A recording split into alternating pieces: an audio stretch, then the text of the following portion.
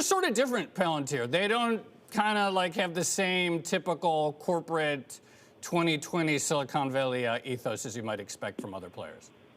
Absolutely not. And they've prided themselves on this for a long time. And they ditched Silicon Valley, relocated their headquarters to Denver just a couple weeks ago to kind of drive that point home. And in a very weird twist on the investor day, where normally you're courting investors, actually the CEO, Alex Karp, this morning said multiple times, don't invest in this company if you expect us to change our internal culture.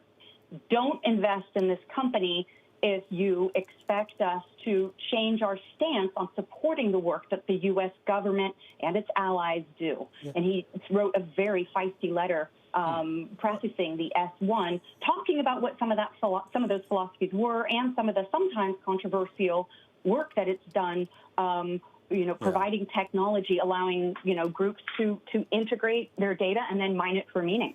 So, Lizette, I mean, it's interesting. I mean, Joe said that this company kind of separates itself from the normal Silicon Valley ethos, but I feel to a certain extent it's almost more honest about its ethos. I mean, I feel like a lot of these Silicon Valley companies are kind of cut from the same cloth. It just seems like Alex Karp, Peter Thiel, and a lot of the folks at the top of this company, I guess, are at least proud or not ashamed of some of the things they do.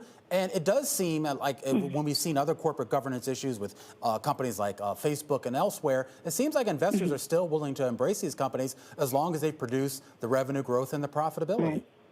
Well, in some ways they are cut from the cloth in terms of like they're providing cutting edge technology that the U.S. government does not typically have access to when they make build to suit solutions that take 18 months just to get going, where Silicon Valley's cranking out software updates every 2 months, 3 months, and it takes them 18 months just to figure out what they want to build, right? Mm-hmm. So in that way, they're similar to other ones, but they're quite different from Google. Google's employees staged a protest and got Google to, discontinue its agreement to do Project Maven, which, as you guys probably remember, did the computer vision that allowed for drone targeting of U.S. enemies. And Palantir snapped up that project right away. So it is different in that respect. On the corporate governance aspect, you're 1,000% right. Not only do they have a non-independent board,